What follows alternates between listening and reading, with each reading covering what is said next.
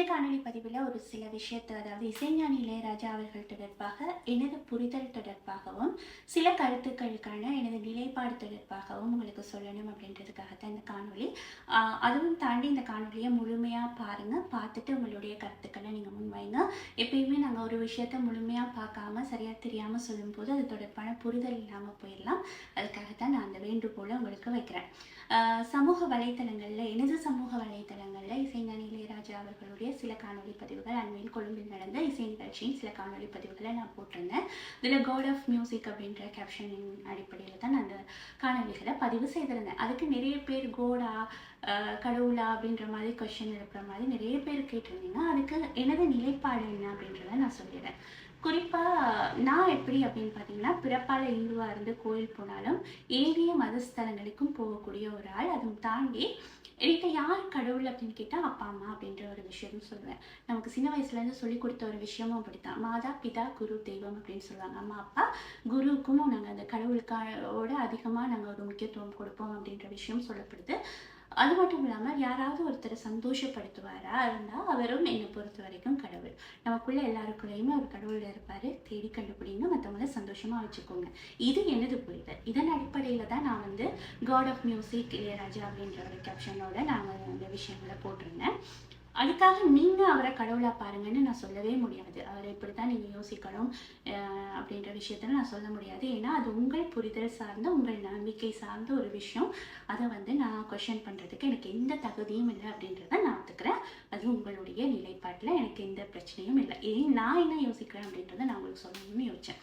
இதை தாண்டி இசைஞானி இளையராஜா அவர்கள் மீது நான் என்ன புரிதல் வச்சுருந்தனோ அதை கூட அந்த இசை நிகழ்ச்சியின் பின்னாடி எனக்கு மாற்றிக்கணும் அப்படின்ற எண்ணம் தோன்றுச்சு.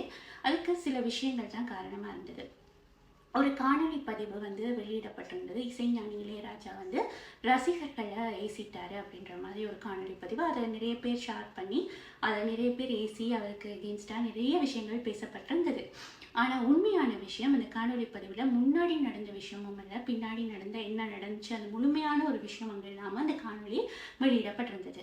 அதில் என்ன முழுமையாக நடந்தது அப்படின்றத நான் உங்களுக்கு சொல்கிறேன். அப்போ உங்களுக்கு ஒரு புரிதல் வரும் அப்படின்னு நினைக்கிறேன். ஏன்னா நான் அந்த இடத்துல இருந்து அதை பார்த்தனால. ஒருவேளை நான் அதை பார்க்காம இந்த காணொலி பதிவை மட்டும் பார்த்துருந்தா உண்மையாக இசைஞானி இளையராஜா ரசிகர்களை ஏசிட்டார் போல இருக்கு அப்படின்ற புரிதலுக்கு நானும் போக வாய்ப்பு இருக்கு. ஒருத்தர் மட்டுமே, ஒரு 2 பேர் பார்த்தீங்கன்னா இசைஞானி இளையராஜாட்ட இந்த பாட்டு பாடுங்க அப்படின்ற மாதிரி சொல்லிட்டு இருந்தாங்க. நீண்ட நேரமாக சொல்லிட்டு இருக்கும்போது இசைஞானி இளையராஜா இடையில ஒரு விஷயம் அவர் சொன்னார். ஏற்கனவே நான் கொழும்புக்கு வந்திருந்தேன். அந்த நேரம் உங்களுக்கு இசை நிகழ்ச்சி செய்ய முடியாமல் போயிருந்துச்சு. அது உங்களுக்கே தெரியும். பவதாரணி அவர்களுடைய இழப்பின் காரணமாக அந்த இசை நிகழ்ச்சி பிற்போடப்பட்டு தான் நடந்திருந்தது அண்மையில்.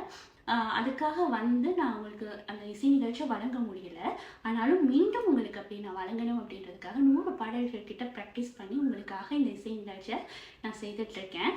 ஒரு தாய் தனது குழந்தைகளுக்கு உணவு அளிக்கிற மாதிரி தான் நான் இந்த இசை நிகழ்ச்சியை நான் செய்கிறேன் அப்படின்னு நீங்கள் புரிஞ்சுக்குவீங்க அப்படின்னு நினைக்கிறேன் அப்படின்னு சொல்லி தான் இசைஞானி இளையராஜா அந்த விஷயத்த சொல்லியிருப்பார். ஆனால் அவர் முன்னாடி நடந்த விஷயமும் இல்லை, பின்னாடி அவர் சொன்ன விஷயமும் இல்லாமல் கட் பண்ணி போடும்போது அது ஒரு தவறான ஒரு புரிதலை ஏற்படுத்தக்கூடிய வாய்ப்பு இருக்குது. இது நான் அங்கே இருந்தனால நான் பார்த்து உங்களுக்கு சொல்லக்கூடிய ஒரு விஷயமா இருக்குது.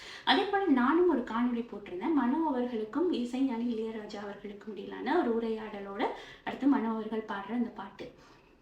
இதில் நான் நினைச்சிருந்தா கூட நான் மனோ அவர்களை இசைஞானி அவர்கள் என்ன மோதிரம் மட்டும் போட்டிருக்கீங்க, 4 விரலையும் மோதிரம் போட்டிருக்கீங்க, இந்த கையில் போடலையா அப்படின்னு நான் கேட்டதை மட்டும் கட் பண்ணி போட்டுட்டு அதுக்கு நான் இசைஞானி இளையராஜா அவர்கள் மனோவை கலாய்த்தார், மனோவை கேலி செய்தார் அப்படின்னு போட்டிருந்தா நீங்கள் அதையும் பார்த்துட்டு என்ன நினச்சிருப்பீங்கன்னா, உண்மைக்கு கேலி பண்ணிட்டார் போல இருக்கு, இப்படித்தான் செஞ்சுட்டாருன்னு நீங்கள் யோசிச்சிருக்கும் கூடும். ஆனால் அந்த காணொலியிலையும் நீங்கள் பார்த்தா தெரியும். அவர் அப்படியெல்லாம் சொல்லிட்டு 25,000 பாடல்களை பாடியிருக்காப்பா அப்படின்ற மாதிரி பெருமையாக சொல்வார், ரொம்ப பெருமையாக சொல்வார். அந்த முழுமையான விஷயத்தை போடாமல் நான் இதை மட்டும் போட்டிருந்தேன்னா உங்களுடைய புரிதல் எப்படி இருக்கும் அப்படின்றத நீங்கள் யோசிச்சுக்கோங்க. ஆகவே இந்த மாதிரி சின்ன காணொலிகளை பார்த்துட்டு தான் நம்ம ஒரு மனிதரை ஜட்ஜ் பண்ணி வச்சுருக்கோமோ அப்படின்ற ஒரு விஷயம் எனக்கே ரொம்ப கஷ்டமாக இருந்தது. அதை தாண்டி அந்த இடத்துல இன்னொரு விஷயம் நான் உங்கள்கிட்ட கேட்கணும்னு ஆசைப்படுறேன். கோபத்தால் அல்லது பயத்தால் ஒரு க்ரௌடை கண்ட்ரோலில் வச்சுருக்க முடியும்னு நீங்கள் நம்புறீங்களா? அதாவது தனக்கு கீழே வேலை செய்கிறவங்கள பயன்படுத்தி மிக நீண்ட நாள் நம்மளோட பயணிக்க வைக்க முடியும் அப்படின்னு நீங்கள் நினைக்கிறீங்களா? யாருமே தன் சுயத்தை இழந்து ஒரு இடத்துல வேலை செய்ய மாட்டாங்க. அதுவும் பயத்தில் ரொம்ப நாள் வேலை செய்ய மாட்டாங்க. இசைஞானி இளையராஜாட்ட இருக்க நிறைய பேர் பார்த்தீங்கன்னா அவருடைய ஆரம்ப காலத்துலேருந்து இன்னும் வரைக்கும் இருக்காங்க அப்படின்னா அது பயத்தின் காரணமாக இருக்கவே முடியாது. அங்கே ஏதோ ஒரு விஷயம் இருக்குது அப்படின்றது தான். இசைஞானி இளையராஜா அவர்கள் அந்த மேடைக்கு வரும் வரையில், அந்த மேடையில் ஏறி ஒரு பாடல் பாடும் வரையில் நிறைய பேர் அப்படியே நிசப்தமாக ஒரு உணர்வு வந்தது. அதுக்கு பேர் பயம்னு நீங்கள் சொல்ல முடியாது. பயத்தில் அவர் ஏசிடுவாருன்னு பயத்தில் நாங்கள் பேசாமல் இருந்தோம் அப்படின்லாம் இல்லை. அது ஒரு மரியாதையாக தான் எனக்கு தோன்றியது.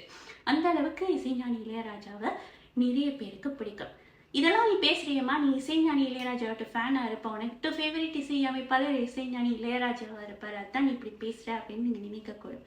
கண்டிப்பாக இல்லை. எனக்கு மிக பிடித்த இசையமைப்பாளராக நான் பார்க்குறது ஏஆர் ரஹ்மான் அவர்களை தான். ஏஆர் ரஹ்மான் அவர்களை பிடிக்கும் அப்படின்றதுக்காக இசைஞானி அவர்களை எனக்கு பிடிக்காது, அவருடைய இசையை நான் கொண்டாட மாட்டேன் அப்படின்னு சொல்ல முடியாது. எனக்கு இசைஞானி இளையராஜாவையும் பிடிக்கும். சில முரண்பாடுகள் இருக்கும். ஒரு அப்பாவுக்கும் பிள்ளைக்கும் உண்டான ஒரு முரண்பாடு இருக்கும் இல்லையா, அந்த மாதிரி சில கருத்து முரண்பாடுகள், அவர் சொல்கிற கருத்தில் எனக்குமே முரண்பாடுகள் இருக்குது. சில கொள்கைகள் நமக்கு சில சமயம் நமக்கு பிடிக்காமல் போகலாம். அதுக்காக ஒரு மனிதரை நாங்கள் தரம் தாழ்த்தி விமர்சிக்கிறது தவறாயிரும். இதில் நிறைய பேர் என்னன்னா, மேடை நாகரிகம் தெரியாதவர் அப்படின்னு போட்டு மிக தரம் தாழ்ந்த வகையில் விமர்சிச்சிருந்தாங்க. பொது வழிகளில் எப்படி விமர்சிக்கணும், பொது வழிகளில் எப்படி வார்த்தை பிரயோகிக்கணும் அப்படின்றது தெரியாமல் பேசக்கூடியவர்கள் இசைஞானி இளையராஜாவை விமர்சிக்கிறதுல என்ன அர்த்தம் இருக்குது அப்படின்றது கூட தெரியாது. இன்பாக்ஸில் நிறைய மெசேஜ்கள் எனக்குமே வந்திருந்தது. அதை தாண்டி நீங்கள் பார்த்தீங்கன்னா காணொலி கீழே நிறைய பதிவுகள் போடப்பட்டிருந்தது. அந்த பதிவுகள் ஒட்டோவா ஃபில்டர் ஆகிருந்தது, எல்லாமே அகற்றப்பட்டிருந்தது. ஆனாலுமே நான் இதை பற்றி பேசணும்னு நினச்சேன். இதை பற்றி பேசும்போது யாரையாவது நான் காயப்படுத்தியிருந்தா தயவுசெய்து என்னை மன்னித்திருங்க. எப்பயுமே முழுமையாக ஒரு விஷயம் தெரியாமல் இந்த மாதிரி காணொலிகளை மட்டுமே நம்பி ஒரு ஜட்ஜ்மெண்ட்டுக்கு போயிடாதீங்க. இந்த இசை நிகழ்ச்சியை பார்க்க வந்த அனைவருக்குமே இந்த நிலைப்பாடு தான் இருக்கும். அதை தாண்டி நம்ம எதிர்பார்த்து போன வைப்ஸ் கிடைச்சி அந்த பாட்டெலாம் உங்களுக்கு எதிர்பார்த்த பாட்டெலாம் கிடைச்சுன்னா கண்டிப்பாக அதில் ஒரு சிலருக்கு பிடிக்காமல் போயிருக்க வாய்ப்பு இருக்குது. அந்தளவு நமக்கு நாங்கள் நினச்சி போன பாடல்கள் அங்கே இருக்கலாம். ஆனால் அந்த இசை நிகழ்ச்சி எங்களுக்கு பிடித்த மாதிரியான ஒரு இசை நிகழ்ச்சியாக இருந்தது. வாழ்நாள் அனுபவமாக இருந்தது. இசைஞானி இளையராஜாவை ஏதோ ஒரு வகையில் நாங்கள் பார்த்துட்டோம் அப்படின்ற ஒரு மகிழ்ச்சியே வாழ்நாள் முழுவதும் மிகப்பெரிய ஒரு மகிழ்ச்சியாக இருக்கும். இதை உங்கள்கிட்ட பகிர்ந்துக்கணும்னு நான் நினச்சேன். நன்றி, வணக்கம். நான் உங்கள் ஆர்ச்சி.